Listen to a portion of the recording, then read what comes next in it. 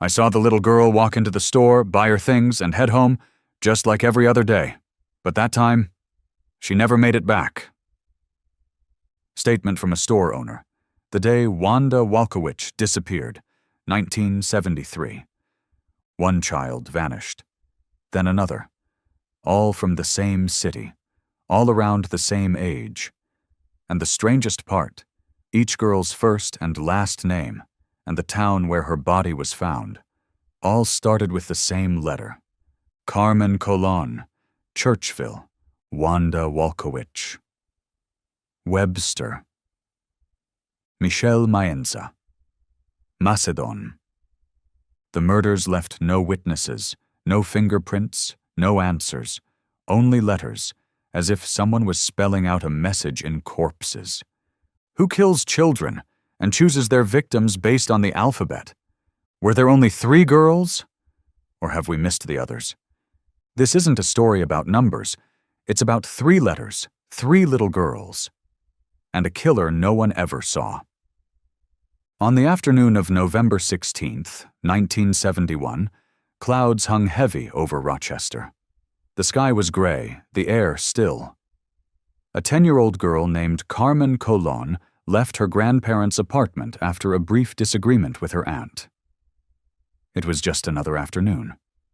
No one knew it would be her last. Carmen had been sent to pick up a prescription from a nearby pharmacy, just a few blocks away. She wore a gray beanie, an old winter coat, and black shoes. Witnesses confirmed she made it to the pharmacy. She thanked the clerk. She walked out alone. That was the last time anyone saw her alive. About 3 hours later, a driver on Interstate 490 near Churchville, a rural area outside the city, reported seeing a young girl running along the shoulder of the highway. She appeared distressed. Several vehicles passed her. Some slowed down. None stopped. 2 days later, her body was found in a shallow gully, partially hidden by dead brush and leaves. The location was more than 20 kilometers from where she was last seen. According to authorities, signs at the scene suggested she had tried to resist whoever had taken her. There were scratches on her shoulders, marks on her arms, and bruises on her knees. The medical examiner estimated her death occurred within a few hours of her disappearance. Her name was Carmen Colón. She was found in Churchville. C to C. At the time, no one noticed the pattern. No one questioned the letters. It was seen as a tragedy, isolated, unconnected. No one knew that this was only the first letter. Nearly 2 years passed since Carmen Colón was found in Churchville. No arrests were made. The case faded from headlines, collecting dust in the unsolved drawer. But in neighborhoods where families lived paycheck to paycheck, people hadn't forgotten. Not the mothers, not the children. On April 2nd, 1973, Wanda Walkowicz, an 11-year-old girl from Rochester, went missing after walking to a local grocery store to help her mother with errands. She'd done it many times before. It was a short walk. Familiar. Safe, they thought. The last confirmed sighting of Wanda came from a store clerk who remembered her thanking him politely before heading out with her groceries. She never came home. The next morning, a resident in Webster, a quiet suburb outside Rochester, discovered a young girl's body near a wooded edge of an industrial zone. Police identified the victim as Wanda. The location was miles from her neighborhood. There was no clear reason she would have gone there. No one saw how she got there. Authorities noticed the similarities. Both girls were around the same age. Both disappeared in the late afternoon. Both were found far from where they lived. Both cases shared signs of a pattern, a chilling kind of symmetry. Then came the detail that changed everything. Wanda Walkowicz, Webster, W.W. Suddenly, Carmen's case no longer stood alone. The media began to use a name, the alphabet case. Parents kept their children home. Elementary schools called emergency meetings. community centers handed out flyers. But no one yet realized another girl was about to go missing. And this time, there would be no mistaking the pattern. Rochester was no longer the same city. Children no longer walked home alone after school. Parents took turns waiting by the gates. Police set up watch posts at intersections. And everywhere, quietly, people wondered, what letter comes next? No one said it aloud, but everyone knew. If this was a pattern, the next name would begin with M. On the afternoon of November the 26th, 1973, Michelle Maenza, 11 years old, asked her mother for permission to walk to her grandparents' house nearby. She carried a small bag, wore a thick jacket, and pulled her knit hat down tight. It was a walk she had taken many times before. But that time, she didn't arrive. Some classmates recalled seeing Michelle talking to someone in a car. No one remembered the license plate. One adult said they saw the vehicle pull away quickly, but no one wrote anything down. A few hours later, her mother began walking the neighborhood alone, asking anyone if they had seen her daughter. And once again, Rochester fell into breathless silence. 2 days later, Michelle's body was discovered off a rural dirt road in Macedon, nearly 30 kilometers from where she was last seen. Authorities released few details, but confirmed this wasn't random. She had likely been watched beforehand. The timeline was short, but long enough to end everything. Her name was Michelle Maenza. She was found in Macedon. M to M. This time, police didn't hesitate. They publicly stated that the 3 cases were connected. For the first time, the name appeared in official statements, the alphabet killer. But there was still no face, no voice, no fingerprints, no physical evidence. Only letters. Only names. Carmen, Wanda, Michelle, C, W, M, 3 children, 3 letters, 3 full stops. And strangely, no fourth. After Michelle, the killer vanished. There were no more matching cases. No new bodies, no confession, no return. It was as if someone had finished writing something in secret and quietly closed the book. 3 murders within 2 years. Same city, same victim profile, and one chilling common thread: the letters. From the moment Michelle Maenza's name appeared in headlines, Rochester authorities could no longer call these isolated tragedies. This was a pattern. And someone was holding the pen. A special task force was assembled, combining Rochester police with FBI assistance. They reviewed every missing child case, every previous assault, every possible lead that bore even a whisper of similarity. But soon they came upon something more frightening than the killer himself. Silence. No fingerprints, no DNA, no vehicle description. No face, only names. Carmen, Wanda, Michelle. Each girl vanished in daylight. Each was last seen on a normal afternoon. Each disappearance left no witnesses, no sound, nothing out of place, until it was too late. Police reconstructed their final routes, timed the minutes between sighting and disappearance, questioned cashiers, neighbors, postal workers. They mapped, they traced, they connected dots. But the pieces didn't fit. It was as if the case had been designed by someone who left no edges. The FBI believed the killer didn't choose victims randomly. He had a reason. He had knowledge. He knew their names, their streets. He found moments where no one was watching. And yet, what puzzled investigators most wasn't how he did it, but why he stopped. Some theorized he left Rochester. Others thought Michelle's death didn't go as planned, and that disrupted his pattern. One theory suggested he may have died, or been arrested for an unrelated crime. But they were only theories. No one was charged. No one was convicted. The file grew thicker. The trail stayed cold. When no new cases surfaced, the task force slowly disbanded. Officers were reassigned. The alphabet file remained active but dormant. If a new clue ever emerged, something that fit, then maybe the investigation would return to life. But years passed, and the same question still sat in the middle of every page. Who killed those 3 little girls? And why did he choose to write his message in names? In closed-door briefings, investigators often stared at the same board, lined with 3 names: Carmen Colón, Churchville; Wanda Walkowicz, Webster; Maenza, Macedon. Next to each, 2 bold letters: C, C, W, W, M, M. They called him the Alphabet Killer, but no one truly understood why. Could the matching initials be coincidence? Or were they deliberate? Was the killer leaving a signature, or simply targeting victims of opportunity? The FBI didn't believe in coincidence.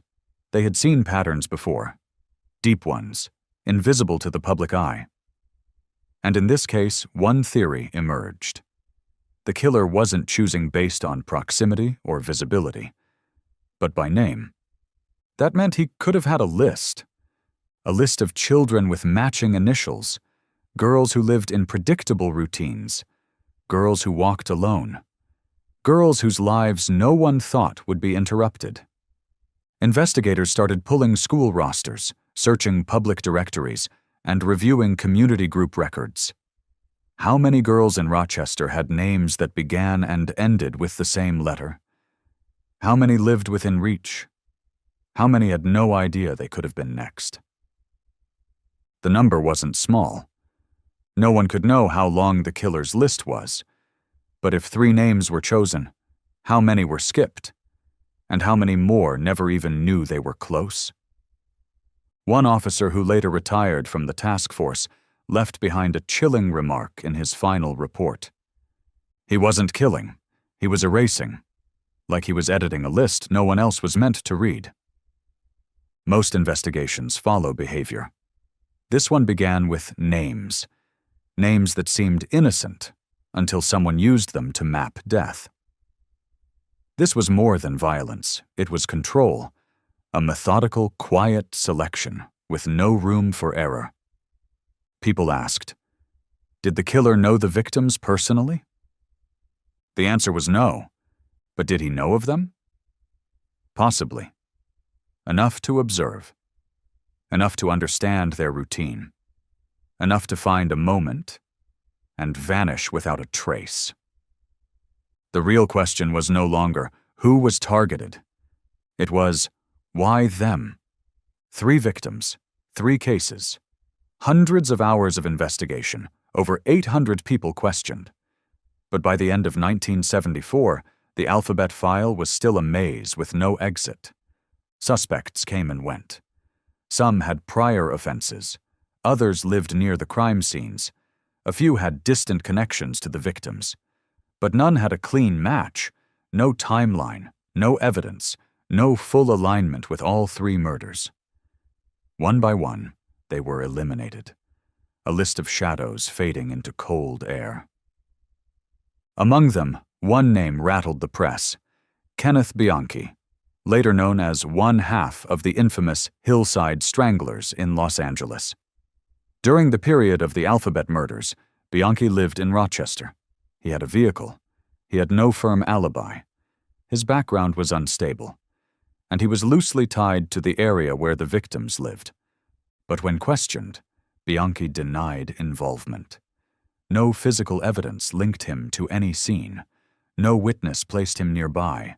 No confession. No trace. No link. Just a name that passed through the investigation, like so many others before and after. By now, police understood they weren't dealing with a typical killer. This wasn't rage. It wasn't impulse. It wasn't someone who needed attention or left behind a manifesto. Whoever did this wanted precision, control, silence. He selected. He acted. Then he vanished. Not like a shadow, but like a gap in the air. Years later, investigators reopened the alphabet file, hoping modern DNA analysis might unlock something missed.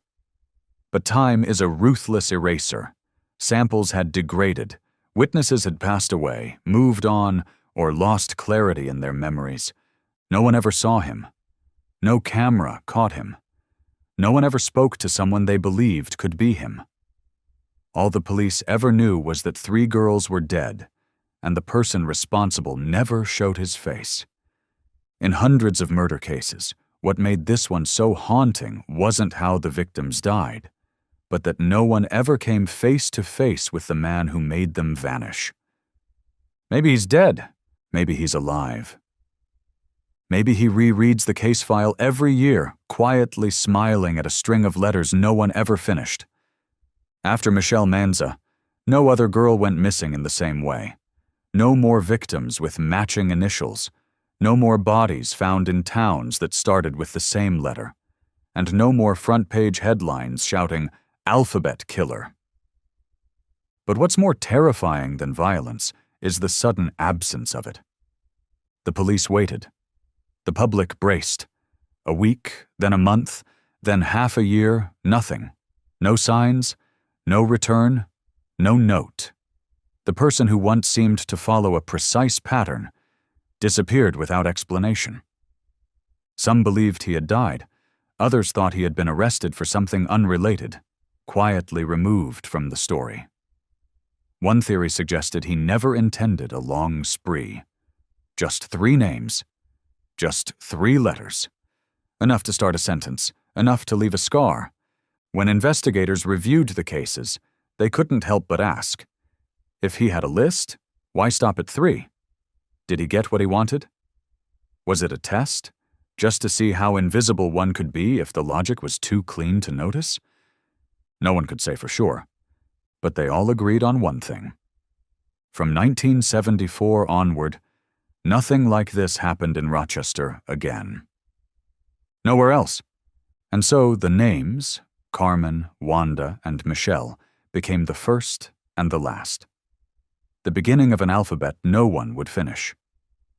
But that didn't bring peace, it brought doubt. What if there were other cases? Slightly different, but fundamentally the same. What if he changed towns, changed methods, just enough to stay hidden? A killer who knows how to avoid detection is dangerous. But a killer who knows when to stop, that's something else entirely. His silence made closure impossible. Police had no suspect. The public had no answer. And 3 families have spent decades unable to place a final period on their loss. Years after the deaths of the 3 girls, Rochester still holds a quiet space in its collective memory. Those who grew up in the 1970s remember the 6 o'clock news, the killer who was never caught, and the moment they were suddenly no longer allowed to walk home alone.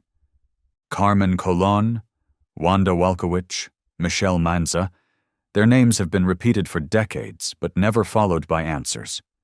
They didn't become symbols of justice. There was no villain to condemn. Their names simply floated, anchored between 2 silences. Before them, childhood. After them, nothing. In the 1990s and 2000s, with improvements in DNA technology, police revisited the case. Some samples were processed, results came back, but no matches were found. Leads once thought promising dissolved. Key files became blank walls. A local documentary once asked, "How do you hunt someone who left behind nothing but intent?" And the answer remains, people are still trying. In recent years, independent researchers, podcasters, and investigative journalists have returned to Rochester. They've interviewed families, retraced maps, and even tried cross-referencing federal data with algorithmic analysis. But nothing has truly moved. No new letters, no confessions, no DNA hits. And so everything returns to what it has always been, a chain of 3 names, years apart, taken in broad daylight, then replaced with silence. You cannot prosecute silence. You cannot put a shadow on trial. But the alphabet case didn't fade. It lingers like an echo, not screaming, not exploding, just repeating itself quietly in the dark, reminding us that someone once wrote an alphabet of death using only names,